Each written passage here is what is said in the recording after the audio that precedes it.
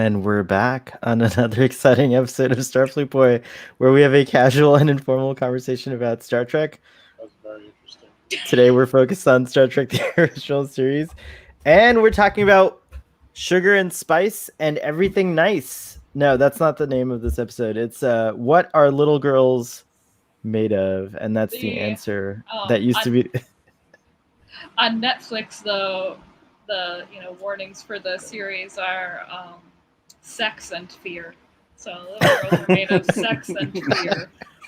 I think that's on all of them. I think that's on all of the original series, isn't it? Sex and fear. Last night on Starfleet Boy After Dark. Hello, Daniel, who's been waiting for us to go live. Thank you so much. We appreciate you're here.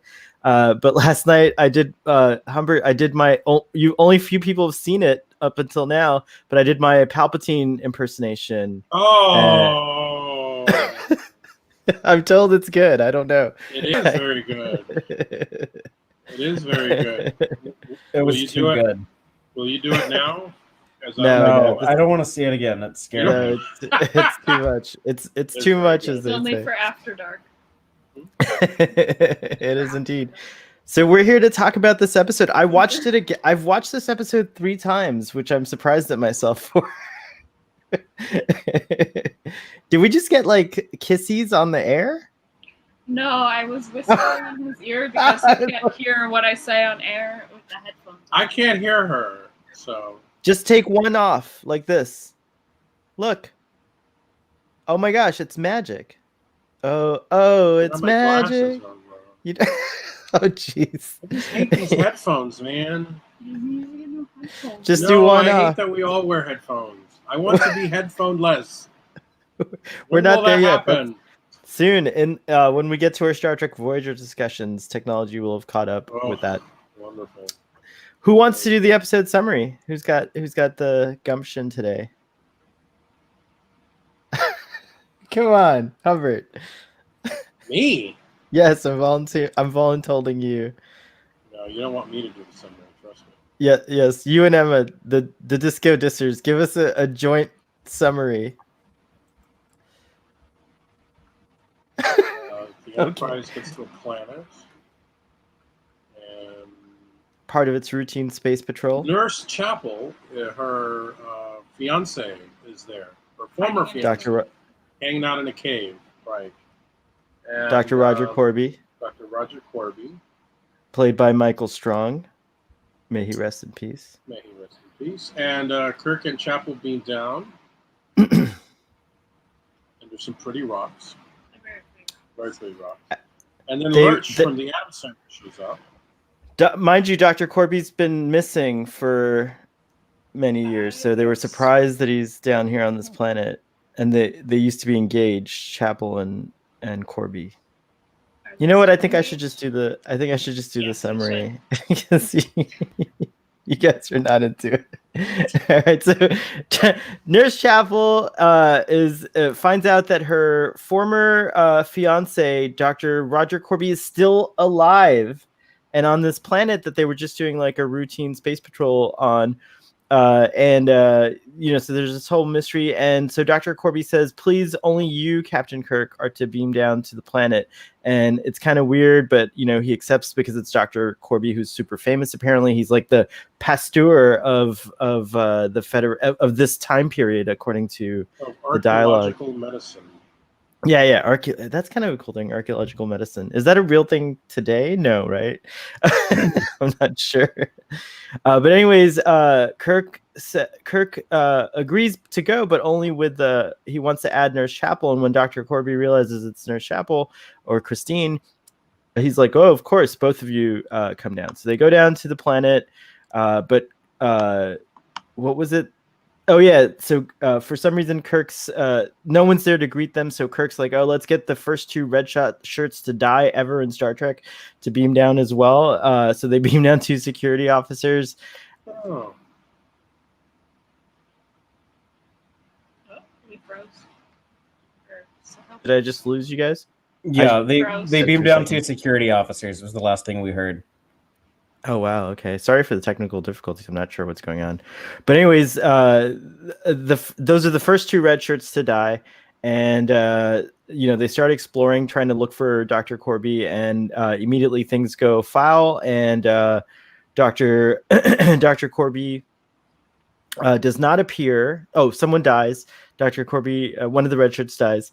Dr. Korby does not appear, but Dr. Brown does, who's very weird and doesn't recognize Christine Chapel at first, but she recognizes him. She's like kind of surprised or whatever. And so then so then what happens next? Oh yeah, they realize Dr. Korby's been very busy or whatever, so he finally comes along and tells them that he's figured out like this old civilization used to be here, and they had created these like robots or android. Are they robot? They're androids. They're referred to as androids in the episode. So yeah, there's these androids here, and it's Ruck, who's like Lurch basically, who looks awesome in his I don't know how to describe it other than maybe they stole it from Lucy. I love Lucy's frilly nightgown that she wears sometimes. But do you know what I'm talking? Do you guys remember Ruck's outfit? Never mind.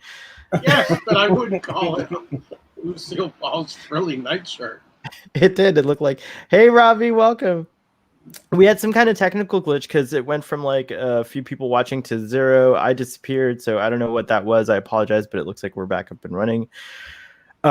Anyways, so slowly but surely, we start to realize that Dr. Korby has gone insane because he wants to replace all humans, worthy humans, with android counterparts, and he shows Captain Kirk and Nurse Chapel that how this technology works by they basically clone, or rather create a Kirk android, very much similar how in Picard you had the golem at the end. Like I've kind of thought it was very similar to that idea, but anyways, which Picard probably maybe borrowed from this. Actually, all Soong type androids and Data, they're all like kind of descended from this episode in my opinion. But anyways, he reveals his plan to do this, and Kirk's like, oh crap. So they duplicate Kirk again.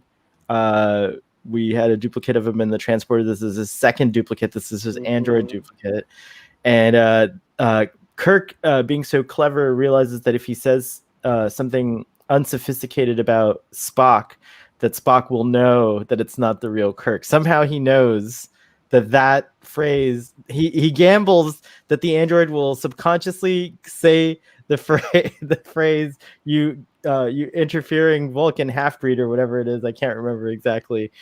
And his gamble pays off because Spock is indeed alerted by these words and immediately knows that everything's off and sends down security. But nothing needed to happen because the androids kill everyone, including themselves. Oh, I forgot to say Dr. Korby's an android too. And yeah, that's it. Everyone goes back to the ship, and Nurse Chapel decides to stay on the ship instead of transfer. And Spock confronts Jim about the untoward remarks.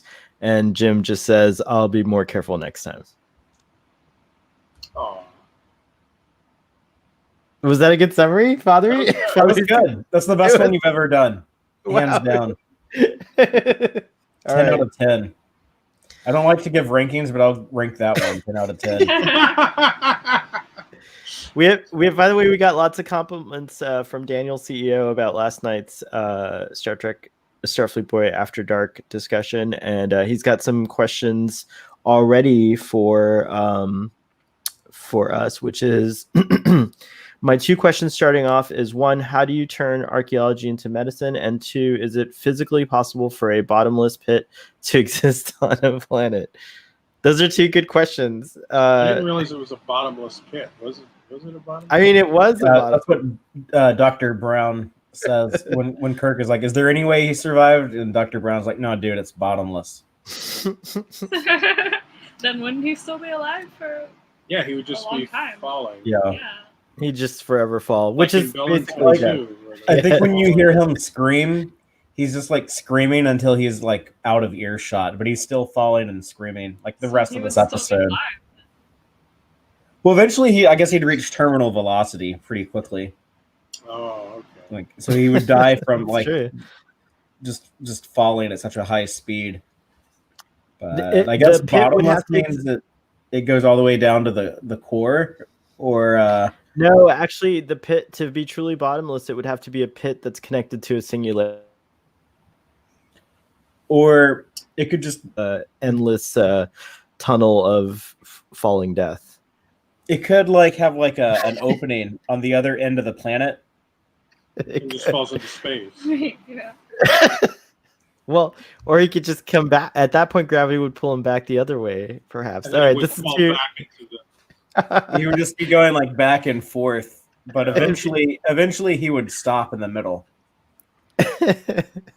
You know, Oh, this is a very my. advanced race. I mean, if it was a bottomless pit, wouldn't they have like tried to beam him back up from inside the pit, or can it not be? Yeah, like could You you can't. like You all can't lock on to people falling until Star Trek in the Kelvin universe. At this point in the timeline, you can't actually beam someone up. They have to be standing still. Apparently, except in Enterprise, the first episode of Enterprise, we see Captain Archer get beamed while he's running. Yes, Oh, is that that's right? true. Yeah, I remember complaining about that back in like September 26, 2001 when Enterprise premiered. That's amazing. I would have been upset too, but I don't remember that. I don't remember what I was thinking. I when just it I premiered. excused it. I excused it that people can be beamed if they're in motion, but for safety purposes, it is not recommended. There we go. That's a good one. I concur. But if someone's gonna die anyway, you should be. You want to try, it's true. Let's hear it for Ruck. For my money, one of the most memorable Star Trek villains. Sure, it's an android version of Lurch, but he sticks in the memory bank. Yes, good That's good true. reference. It's true. Ruck was a great character who was played by Ted Cassidy, who was Lurch on The Addams Family. And then he also played apparently Godzilla. He did Godzilla's voice for like a bunch of Godzillas, and he did narration in The Incredible Hulk. Hold on. He did Godzilla's voice. Like, when did Godzilla speak? I think he was doing the sounds like the you know, sure like, about that? yeah. Here, why don't you make it show while I pull up IMDb? Maybe in like the double check that. the Filmation, wasn't there like a Filmation There was Godzilla a cartoon. the Yeah, there was a 70s? cartoon, but I didn't realize Godzilla. The cartoon with Godzuki. It might have been in that because I don't think they used like the official Toho Studio sound effects for Godzilla. Yeah, I don't think they could legally. So I guess they made it. So here's a little trip down Ted Cassidy's filmography from IMDb. His last performance was as the voice of Thun in Flash Gordon, The Greatest Adventure of All TV movie. He did 76 episodes of The Incredible Hulk, and he's listed as uncredited as the voice of the narrator. Oh, he's the one. I didn't realize that. Captain Caveman and the Teen Angels. Do you guys remember that? He was in 39 episodes. Also as additional voices. Exactly. So here we go. 26 episodes of Godzilla, the TV series from 78 to 79. It was like, and it says Godzilla's voice. And is it animated? No, you don't remember the TV series, the Godzilla TV series? No, I don't. I used to watch it in syndication. My babysitter was one of the things we would watch, and there were like 40 or an hour long episodes every week where Godzilla would fight like a different thing. It was like lower budget. Just the movies. Maybe those were the movies, and I'm making a mistake. But I remember seeing Godzilla on TV. Movies into a show. Is that what? It's possible. So the only Godzilla series that I'm aware of is the I'm sorry, it wasn't Filmation. It was Hanna-Barbera had one in 1978. Oh, and then maybe it is. There was one in 1998 based on the 1998 movie, which was actually. So were these animated then? They were animated, I guess, right? We'll have to look into this. So he died in 79. Right? Yeah, it was the last thing he did.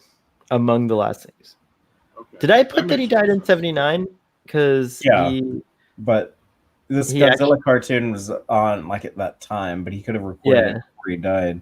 That's true. Because it shows that he was on till 1982 with the voice, so that makes sense for some of the other things. Like they just used his voice for the narration. Oh well. Tarzan, Lord of the Jungle, the Flintstones meet Rockula. I remember that one. Challenge of the Super Friends, the Fantastic Four, Jana of the Jungle. Speaking of Jana, not spelled the same, but happy birthday to Trek on the Tube's little one. Happy birthday. Baby on the Tube. Baby on the Tube, exactly. How old is Baby on the Tube? I think I'm a bad uncle. I said 2 or 3. I don't remember, but maybe he'll pop in the chats at some point and educate us. Hey, Immortal Techniques here. Welcome.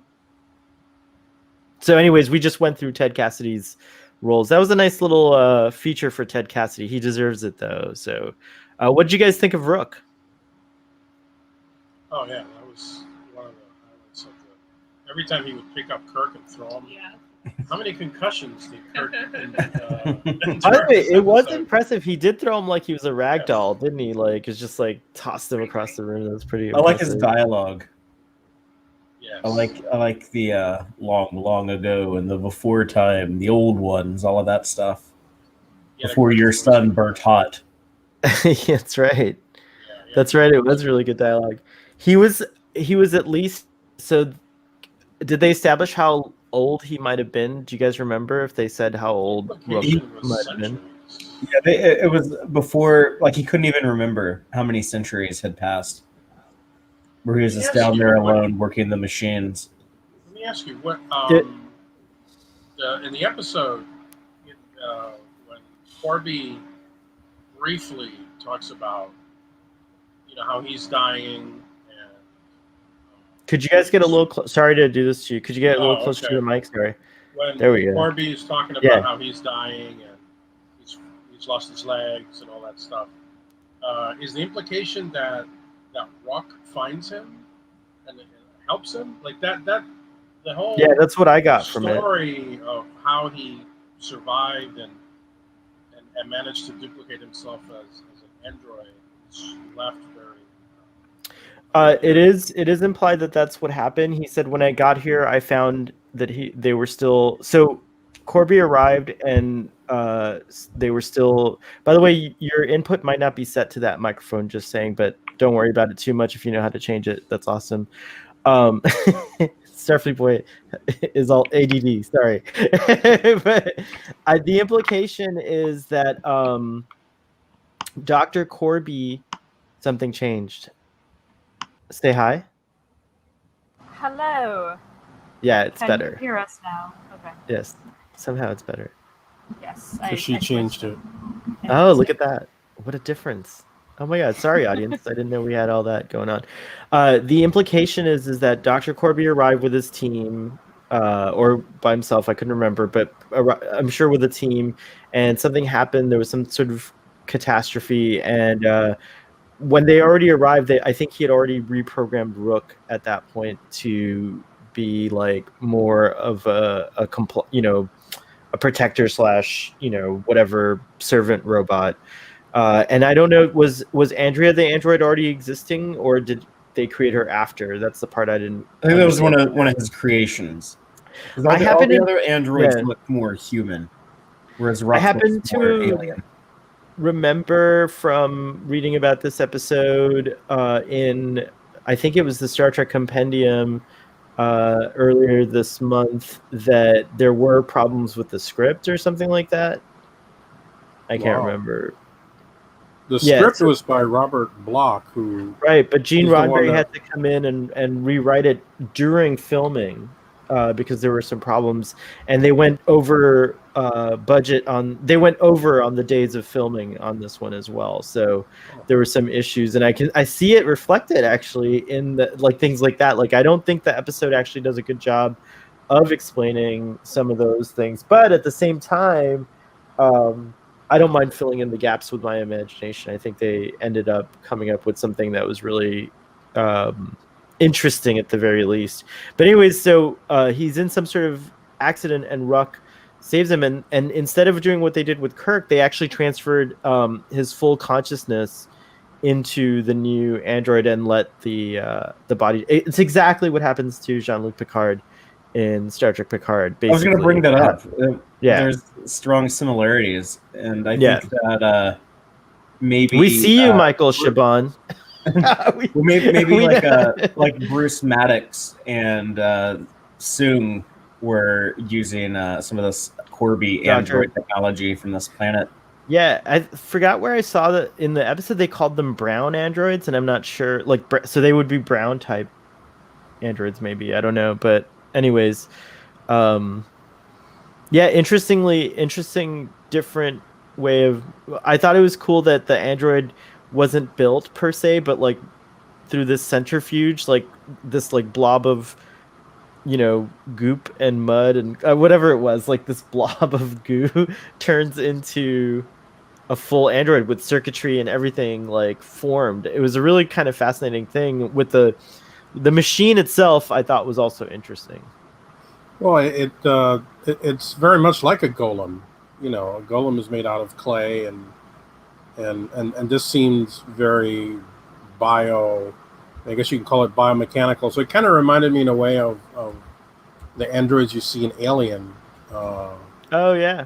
They actually are more liquidy and gooey on the inside than these androids, but still there is that implication that there's a biomechanical quality to them that just when they bring out that proto android and they dump them on the centrifuge and all that stuff. It's kind of inconsistent though, like the way that they describe it versus how they visualize it, because like when they make the Kirk android, Korby says that he has like synthetic organs now. So you'd think like, oh well, he has like a little duplicate heart and liver and lungs and all that. But whenever like we see these androids injured, whenever like their skin is damaged, we see like very like mechanical circuit board and wires and stuff on the insides of them. Yeah, that is inconsistent. That's true. Yeah. I think Kirk would have gotten another concussion though with how fast that swung. So there's also season 1 Kirk when Shatner was in better shape and more frequently had his shirt off than he will later in the franchise. I didn't realize the actor who plays Andrea, Sherry Jackson, who's still alive, according to IMDb, said that it was unsimulated kissing, that he really kissed her in the kissing scenes, and and that she recalled that they had to shave William Shatner's chest for the centrifuge scene. Wow. Yeah, apparently he's a hairy man. I don't know, or had a little. I didn't think there was an issue with chest hair. It was generally thought of for the longest time that like to show off your physique, you should eliminate the hair. It was like a bodybuilding thing. Because and on TV, back in the old days, people weren't as good as like building up muscle and bulking up as like the science has gotten a lot better, and also steroids have gotten a lot better. If we're going to be honest.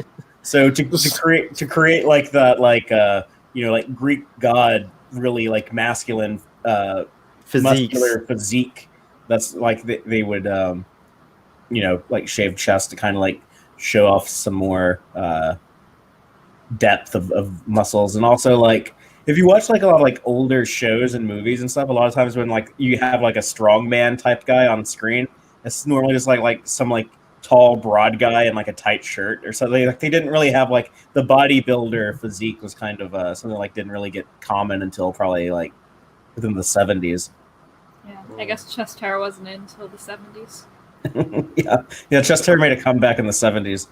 I feel like Burt Reynolds may have had something to do with that. Bring chest hair back into fashion, and then. So we already talked about Kirk's second duplicate. Do you guys remember how many duplicates Kirk has in total throughout Star Trek?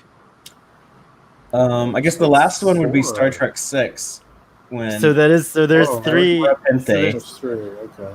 So the first one would be The Enemy Within.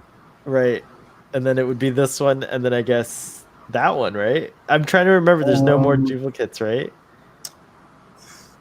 I'm trying to think. Is there anything in season 2 or season 3 when he was duplicated?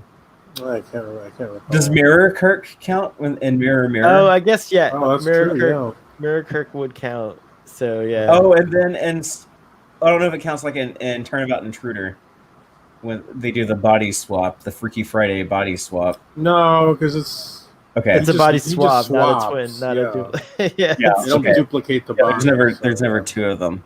We're getting Garth of Izar in here. Is there some duplicate action going on in Oh yeah. Yeah, in Garth of Izar, he could take the image of someone else. So that's 4. That's 4 total times Kirk's been duplicated. Wow. But if you're gonna like be an imposter, you would want to impersonate someone in a position of power, like a starship captain. It does make sense. Yeah. They only do it once more, as far as I can remember, which is Shinzon counts too. So Picard got a duplicate, and Riker got a duplicate. Were there any others? Oh, O'Brien, of course, has a Harry famous... Kim Yeah. died, Kim? but was duplicated. That's right. A lot of Wow, duplicates. lots of duplicates. Daniel, Guys, let me ask you: the directing on this episode, I thought was stellar. The zooms, the use of the zooming in, especially at the beginning. There were those shots where, they were just kind of focused on the Uhura's audio panel when somebody was talking. At the very begin, especially at the very beginning, there were these very low angle shots, kind of looking up. And when Kirk first arrives with Chapel on the planet, and that walk to where Korby's lair is, when you're kind of going through the caves, I thought all that looked great. The director on this episode, James Goldstone, he did a phenomenal job. Which he's the director of Where No Man Has Gone Before. I'm trying to look him up on IMDb, but I'm pretty sure he directed what that. What do you guys think episode. of the directing? And I thought it was great. Yep. These are the 2 episodes. Yeah, I agree with you. I think the directing was great. I also liked the just cinematography, the sets, everything about like the way it was filmed. I really love the music. Andrea's theme is a new one. Everything else is stuff we've heard before, but Andrea's theme, that da da da da, like that was like very cool. They'll get a lot of mileage out of that. Yeah, that's true. Like we do with most of the music on the original series. Also, the lighting of the cave, the rocks in the caves, the use of the purple lighting and all that stuff. All of it just looked really great.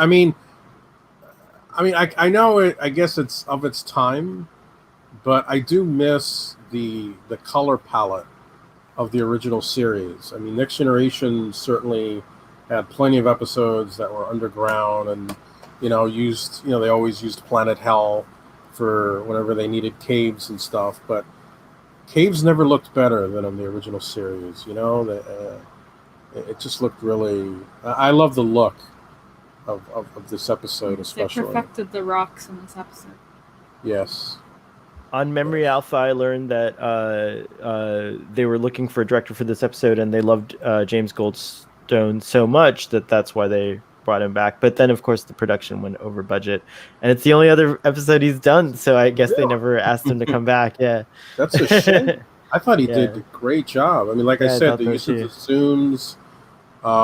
Some of the transitions, I know there's this great transition when they're going from the cave and then they're entering into the lab, and they kind of focus on the movement of the doors opening, and it was really, really well done. I was very impressed. I thought it was better than Where No Man Has Gone Before, actually. Daniel agrees with you about the directing and the cinematography, and he says, I also like how you can see Kirk's wheels turning, trying to think his way through the situation. We do definitely get that. And I love the banter between him and his android self, that scene at the table when they're like talking to each other and he's just kind of assessing, and he's like, Kirk is great in that scene, and this is where we learn, of course, that his brother's name George Samuel Kirk.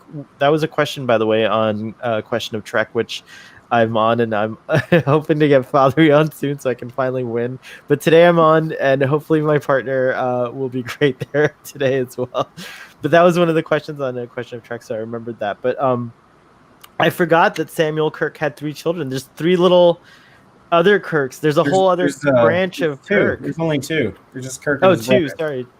Yeah, but Samuel, his brother, has 3 children according to this episode. Oh.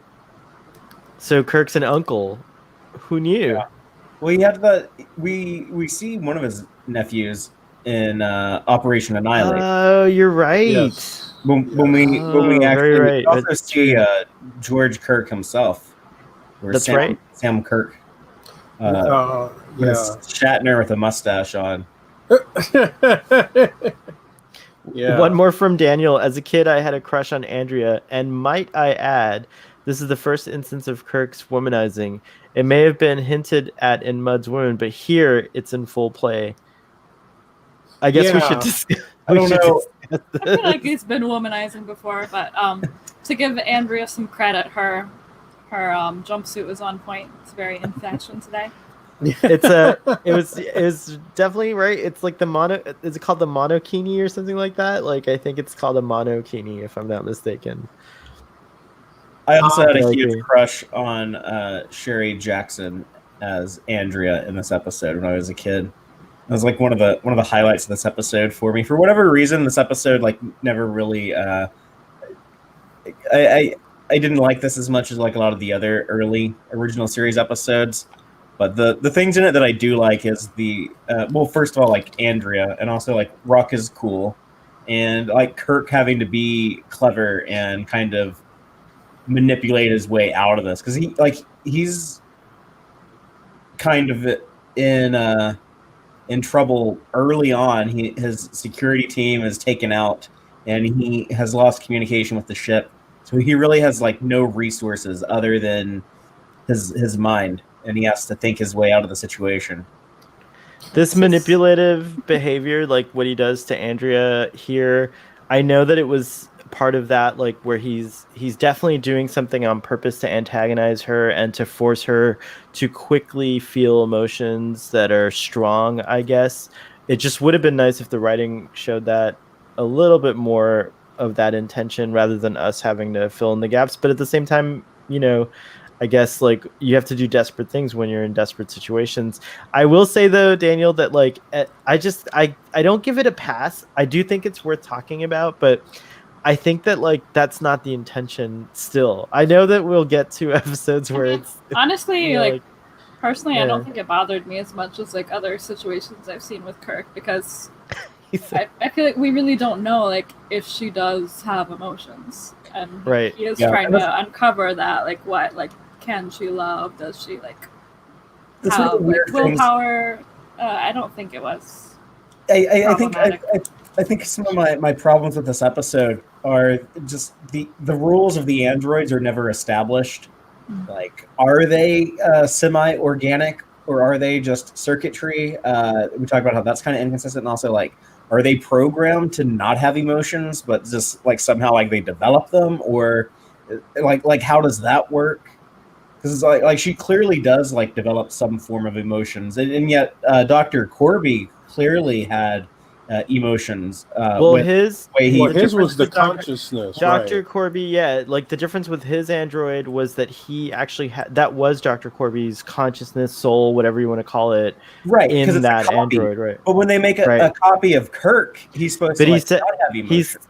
He says intentionally, he says, I could have gone further and transferred your whole essence into the android, but I didn't. I just made an android, I just made an android copy with your memory engrams copied or whatever. Yeah, I called them engrams. They didn't call them that in the episode, but he does clarify that at the table scene when they're putting them together.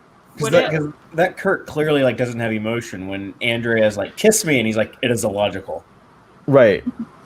Right. He's definitely meant. He's the android. The android version of Kirk just has all access to all his memories and experiences, but no emotions, no context, no consciousness. Like what makes Kirk truly himself is not in that android. So And we if it's that easy to like, okay, he's gonna make a copy of himself for his own android body. Okay, yeah, I can turn on the emotions for that one. We'll make a copy of Kirk and turn off the emotions for that one. And like that seems to work. But then what's the deal with Andrea with her?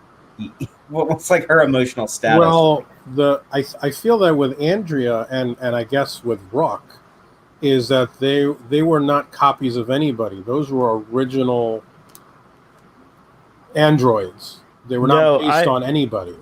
This is where I'm a little confused because I got the impression that Ruck was the only one from the old ones, and they created Andrea together. He helped Dr. Brown and Dr. Korby create Andrea. Right, but Andrea wasn't based on anybody. Was my right? She was designed to be his lover. She was Nurse Chapel's replacement. Right, but there wasn't like Christine's replacement. She wasn't copied from anybody. And Rock, my impression is that Rock, although probably resembling the old ones physically, just like Andrea resembles a human being physically, was not specifically based off of anybody. Right. So this technology had two routes. You could either just make an original android, or you could Golem yourself. Yeah, I think you could Golem anything. Like, yeah, you could create. Yeah, exactly. I agree. Yeah. Would it have killed Kirk if like they'd gone all the way and transferred his emotions? Right. Everything, his whole essence would have been transferred into an android. And that was Dr. Korby's plan. He was like, imagine a universe or a galaxy where like death was basically eliminated because we'd all transfer ourselves into androids. This is actually a thing in science fiction that has become huge. It's referred to often as the singularity or other concepts like that, where humans will one day transfer our consciousnesses out of our feeble organic bodies into like some kind of invincible android or robot or simulated environment. I hope that doesn't happen because I hope so too. I agree. So many old people are such assholes and kind of hold society back. Like the only way things progress is when like older generations die. Like that's someday there is truth to what you're saying, Father. There is truth. Society has benefited from the fact that eventually we get old and die, and like our kids and grandkids are the ones who like go on. That's helped us more than it's hurt us, I think. Someday we'll be those old people, though. Well, I think Father is Doctor Who kind of taps into that with the Time Lords is with at least in the original show. The Doctor kind of rallies against the idea that the Time Lord Society, they're just kind of stuck in their ways, and they have no children, so they're just these old. They're basically these immortals who just keep going on and on, never learn anything. So yeah, there is that implication that think of how racist. Think of how much. I mean, like racism's bad now, but think about how much worse it was 100 years ago. Like, but now it's kind of a good thing that a lot of those people have died off since then. But now let me ask you this: you're saying ideas also sometimes bad ones die off with generations as well, and right? That is true. But now let me ask you this: what if, let's take a Thomas Jefferson, for example, who's over time has been very controversial because he owned slaves, yet he wrote, what he wrote in the Constitution and all that stuff about all men are created equal. Somebody like Jefferson, who was stuck in his time, right? He's a man of his time. What if we bring him forward into our time? Would somebody with his intellect eventually realize, oh my gosh, you know what? I was racist, and learn. I mean, how many of the let's say. You're saying that the old people would just continue to be racist if they live forever, but you're discounting the fact that people do have the ability to learn and change. And I would like to think that that's actually something Roddenberry wanted, is to show that humanity has the capacity to learn and to evolve and to change. I think even though, the old people. I think though that again, back to Father's original point, like what does create that change is the idea that you have to change because you're gonna die. Like as you get closer to that, anomalous point, if you are lucky to live into old age, your days are numbered and you're like, like let me reassess some of the ideas. Like that's a great impetus for that change that you're talking about. So I think it still applies. Bringing Thomas Jefferson into the future, I honestly think he would think that he was in some kind of hell nightmare and would probably like go into a coma from the shock. I think that like he would come slaves anymore. What the hell like not just that. Imagine what like New York City would do to him just alone. Like like the buildings taller than anything he could have imagined, and like the sights and sounds and smells. I think he would have been overwhelmed and probably died of a heart attack or fear or something that like that. Yeah, like a big shock for sure. Yeah, he'd be in shock. It's hard to tell because like we what is this phantasmagoria you have presented me with, Starfleet Boy? Abraham Lincoln does pretty well when he goes on the Enterprise, so I don't know. Yeah, so did Mark Twain. And so does Mark Twain. Yeah, Mark Twain does pretty well. I wanted to bring up an episode of there's an episode of LeVar Burton Reads about singularity. It's called Staying Behind by Ken Liu. And those the episode is from March 10th. I don't know if that's this year or last year, but it's Staying Behind by Ken Liu. It's a really interesting Wow, episode. I'll check that out. Thank you. Like some of the last people who aren't part of the singularity and computer world. And I've heard it's some an amazing of his episode. I love it. Yeah, I heard some of his episodes. I haven't heard that one yet, so I can't wait to get there. I'm trying to catch up on podcasts. It's so hard to do when there's so many. Yeah, I haven't listened to every episode, but I kind of read the description and see what I'm interested in at the moment. Daniel says, maybe the more time you have to develop androids, the more sophisticated you can get in creating the potential for them to have emotions. Data, I would say, is very much the antithesis of that statement. Kirk was a quickie, so Korby didn't have much chance to dump emotional programming to Android Kirk. That's true. And there's a philosophical dissertation I heard recently where it was posited that everything we experience until the time we are 5 or 6 shapes our personalities, and we don't change much from there. From our fundamental beliefs from 5 or 6, however. Wow, I'm lucky to have gotten Star Trek in that age. that explains me. Star Trek created a person. Thank you. That's interesting. I don't know if I believe that. I think I would disagree. I would disagree. It's an interesting thing, though. Yeah, interesting theory, though. Mm-hmm. I think I became better after 6. I can't really remember that like early either. It's kind of a tough time to remember, right? We don't remember things until we're 3, is it? Like we don't have long-term memory. Usually 3. What did you guys think of Nurse Chapel in the episode? She has a really big part in this episode, and we don't really see the rest of the crew much. We see Spock and Uhura a little bit on the Enterprise, and then it's mainly Kirk and Chapel. And nobody no Sulu, no Scotty.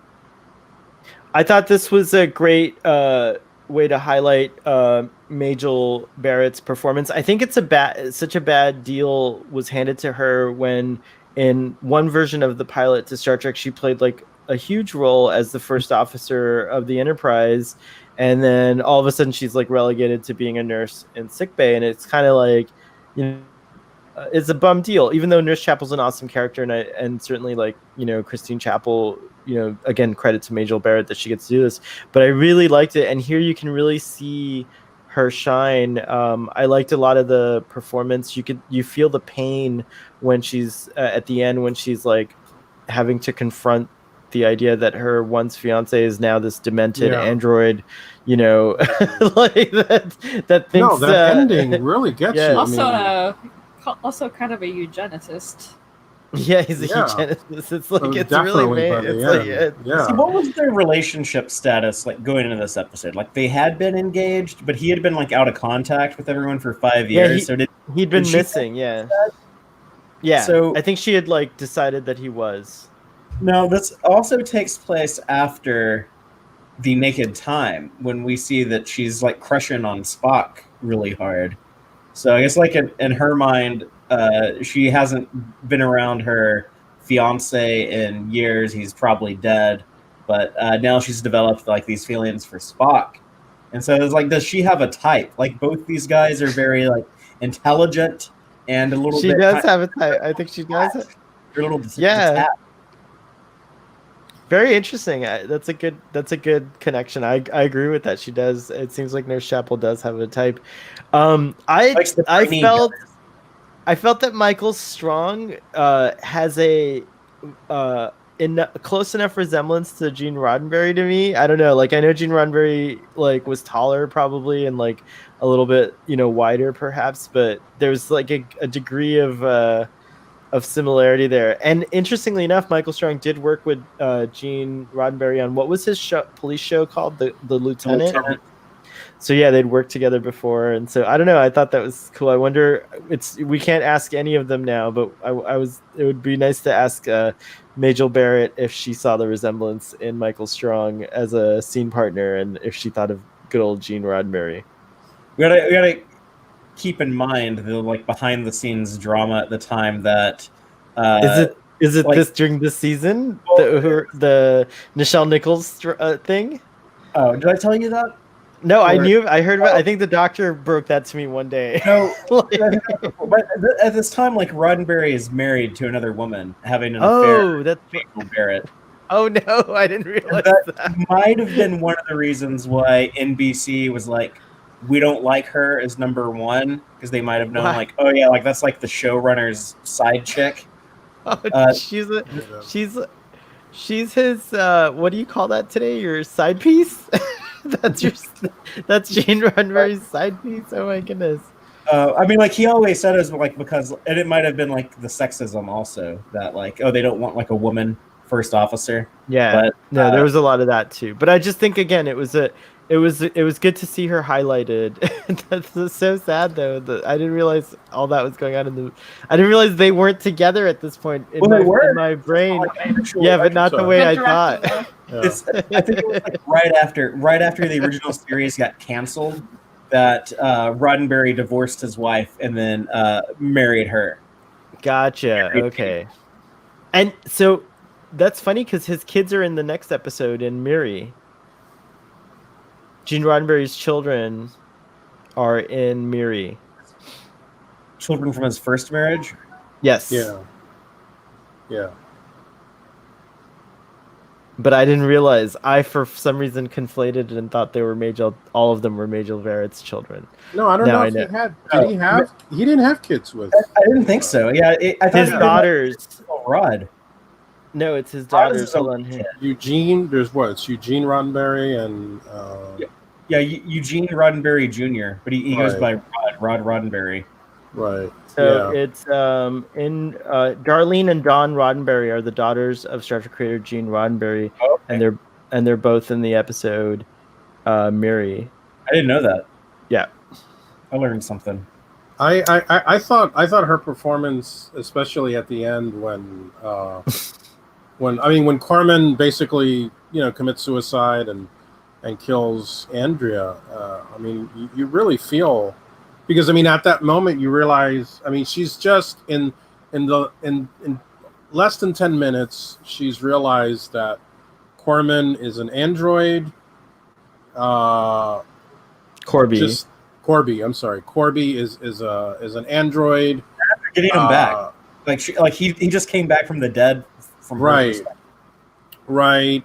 And just the depths of just over the however many hours they were there down in the cave, just the depths of the insanity of his plan, and then and then to see this beautiful android woman suddenly profess love to him, and whom she's always been like throughout the episode. There's those little, kind of like side comments that she kind of shoots her way, or and then suddenly they're dead. They're just phasered out of existence. I mean, that's a lot for somebody to handle, and it's quite shocking. I mean, there's a real tragic quality to Nurse Chapel.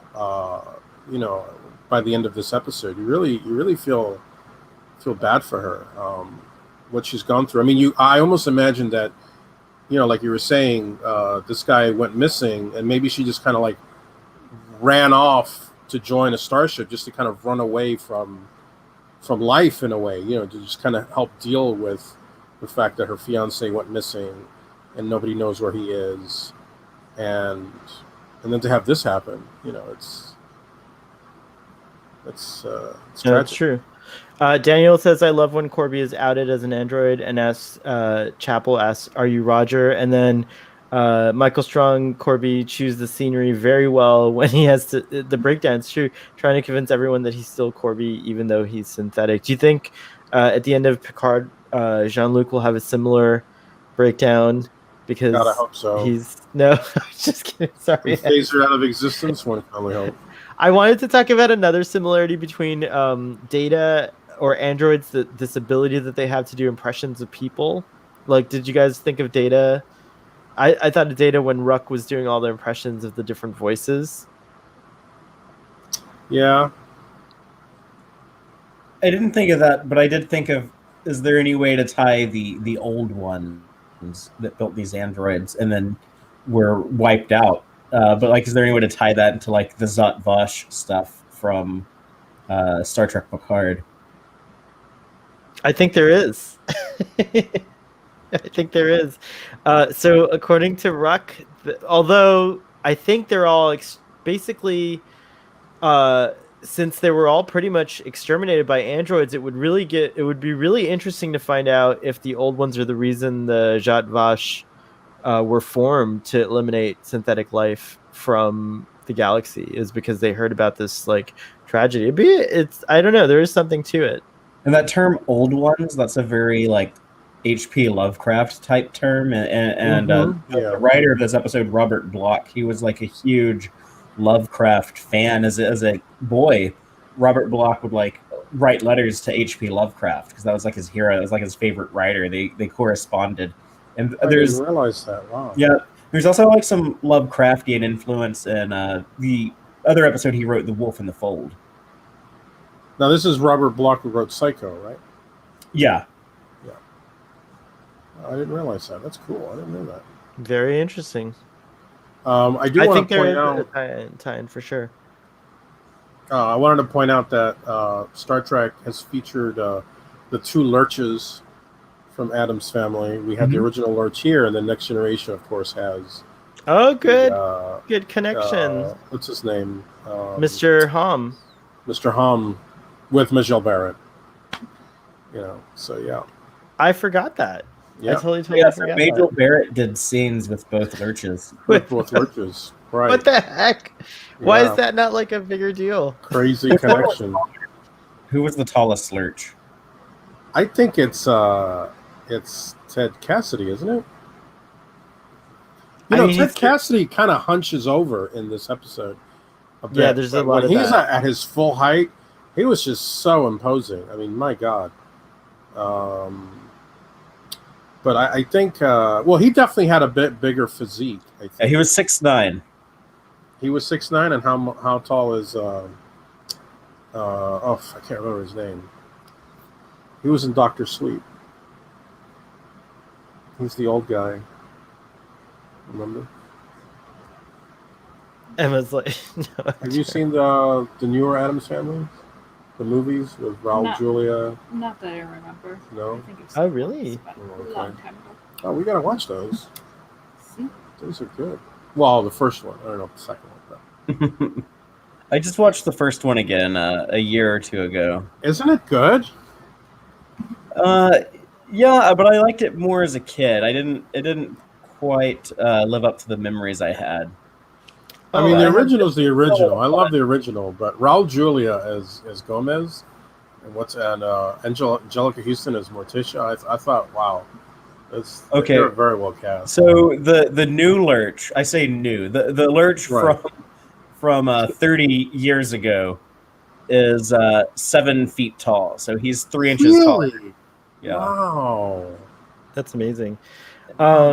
We have one thing I wrote down was like, so duplicate android Kirk goes back up to the ship to gather the mission orders of the next planets they're going to be going to.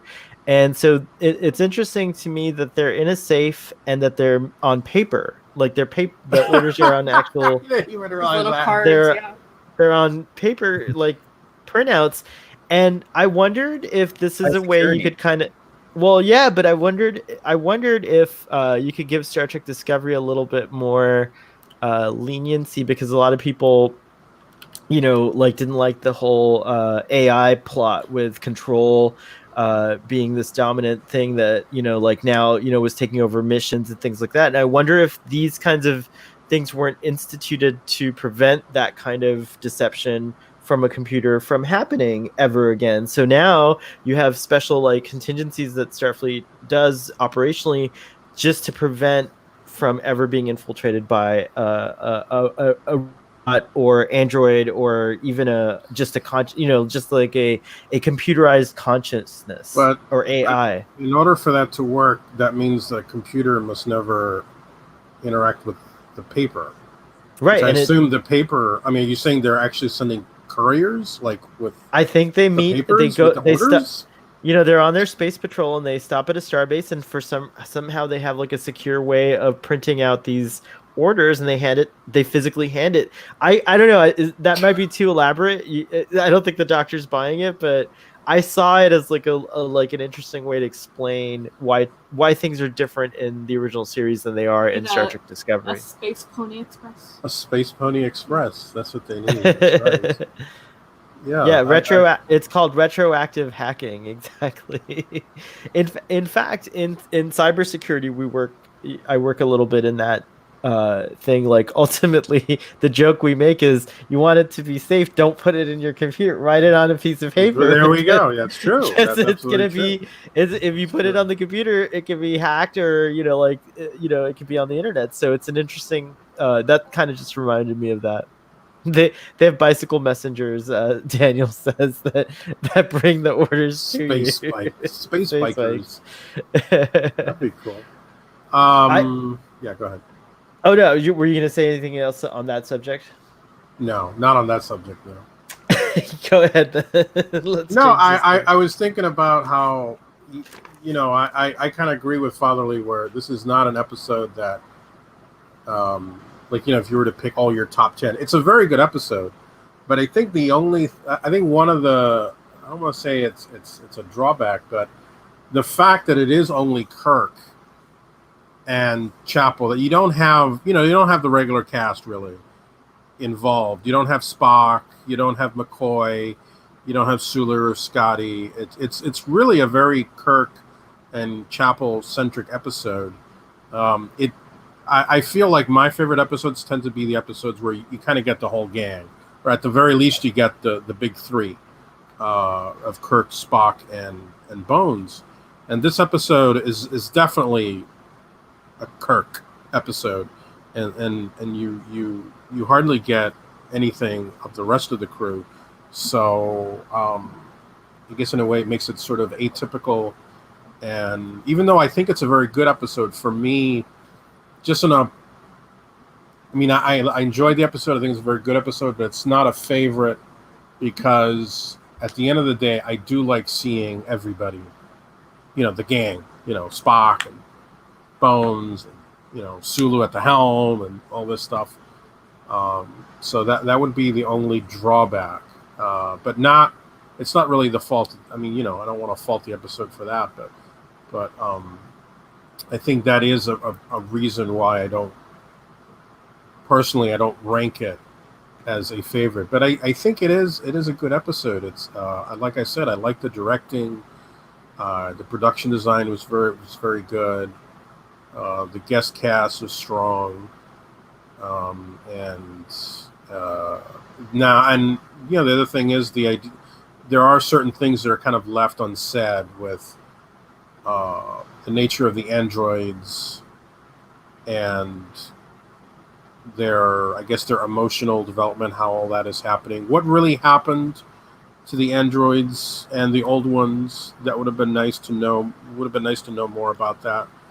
All of anything tying us to that is sadly destroyed at the end of the episode. It's a Shakespearean tragedy. It is of an episode, and so that Ruck killed them all because they couldn't be programmed, and he thought that made them it made them bad. It made them not good. So right. he, in his like twisted computer brain, at one point, just after serving these people for who knows how long, he decided that they were all dangerous and needed to be wiped out.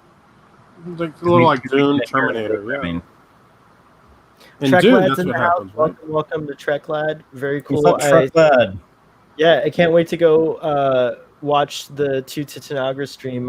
So that's very exciting. I just saw that pop up while we were broadcasting too. So everyone go check out Trek Lad. He was also on our Lower Decks discussion, and we're wrapping up here, Trek Lad. Otherwise, I'd invite you on too. I just want to. I think that's a great segue into the closing thoughts, Humbert, and time for ratings as well. So, Emma, any closing thoughts on this episode? I don't know. I thought it was a great episode. I really enjoyed this one. Cool. And great fashion. I like the set designs and everything. What do you guys rate it out of 10? I thought you were giving your rating first. Yeah, you have to go first. Oh yeah, that's right. It's the rules. Wow, man. I can't. What? It's because not I'm. on your. It's because your he's an papers. android. It's am not an the real Sohel. It's not the real me. I give this, when I was starting out in this discussion, I had a much lower rating, and actually this discussion raised the level of esteem I have for this episode. I do want to point out before I give my rating that one thing I thought was interesting is that Nurse Chapel asks Spock if he's ever been engaged, and he doesn't really answer, and we find out the answer to that later in the series. That's very cool. It's like, because really, like at the time, like he's engaged now.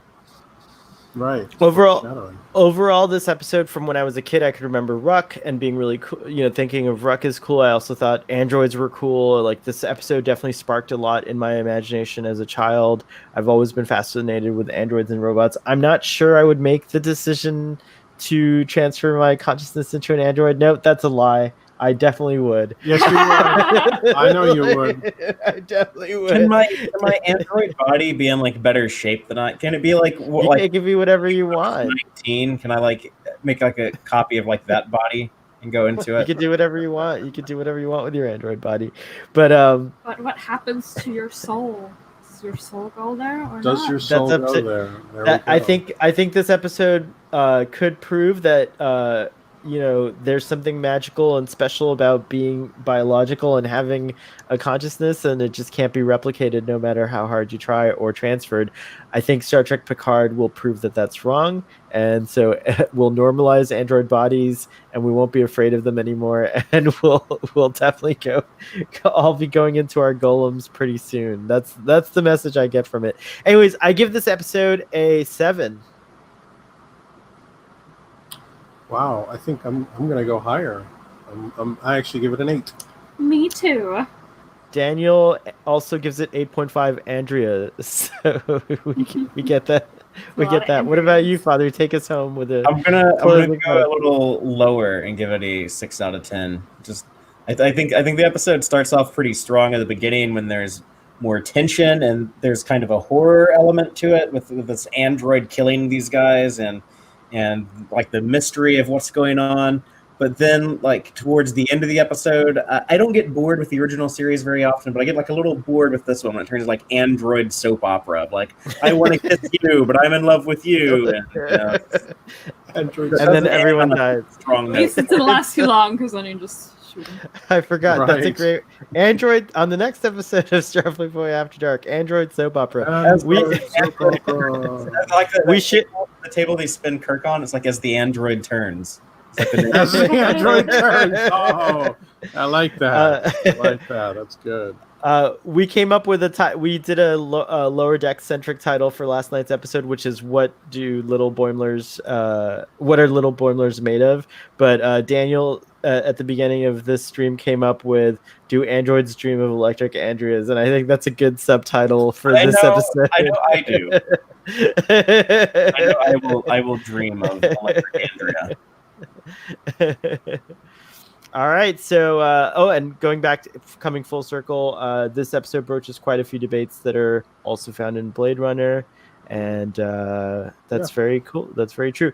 All right, guys, so thanks for joining me on this exciting episode of Starfleet Boy. I really enjoyed this discussion. Next up is Miri.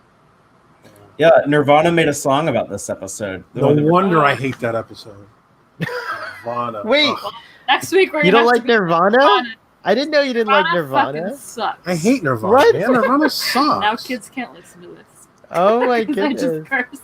No, it's okay, but I'm just a little shocked. I thought you would have liked Nirvana. I love Nirvana. I've never heard you ever listen to Nirvana. You never heard me listen to it, but I do love This it. is because you don't know what hair metal is. It's true. Earlier, Hair rock. by the way, we made it through this whole episode without talking about the scene, Yes, which I'm very impressed and proud of. We stayed above the fringe. Yes. What's that? What's that? I was hoping that we wouldn't talk about everyone has seen this movie 1,000 times. We got it out of our systems. We stayed above. We stayed above, man. We took it classy. It did. Just so you know, the reason I like Nirvana is at first I did poo-poo them because I was only listening to classical music when I was a kid. That is true. You had it correctly. And but my sister loved Nirvana, and I love them through osmosis. I actually enjoy their music a lot. And I lived in Seattle for 3 years, and Nirvana is very much Heart is from Seattle. Do you like Heart? I know, yeah, I do. Actually, I loved Heart before, so whatever. But, geez, Doctor, you're so such a snob. Man. Nirvana sucks, man. No Android body for you, sir. Anyway, we didn't want one. Not if I have to listen to Nirvana. But now I have to go back and listen to the Nirvana song "Miri." I didn't realize that's what that song was about. Is it really inspired by the Trek episode? Yeah. So he was a Trekkie? He watched enough Star Trek to be familiar with the episode called Miri. Wow. Your comments sparked a few questions. Is it Nirvana in particular you guys dislike, or grunge in general? Grunge in general. Yeah, grunge in general. We're hair metal heads.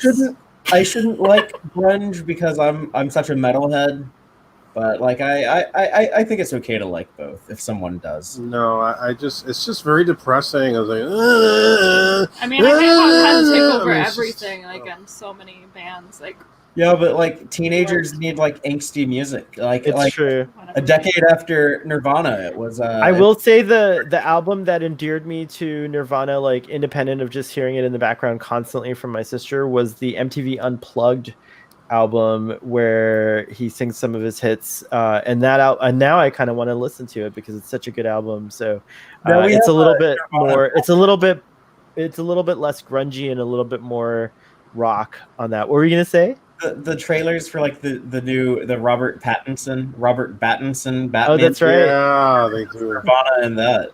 I know. That was the only bad part of that trailer. And then when he cries and his makeup is runny. Oh, that's true.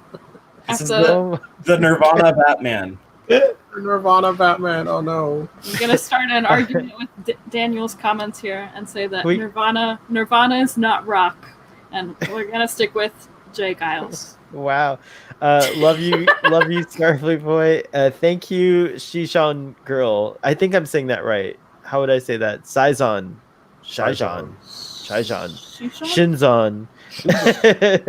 Thank you so much. And then Jimi Hendrix was from Seattle, and so is Foxy. Is Foxy Shazam from Seattle? Aren't they from Seattle, guys? No. Well, you're the one that says that you know somebody who knows somebody. That's right. I do know somebody who knows somebody. Right. I know a lot of somebodies who knows. You know a lot of somebodies, man. You do. Somewhere. Anyways, guys.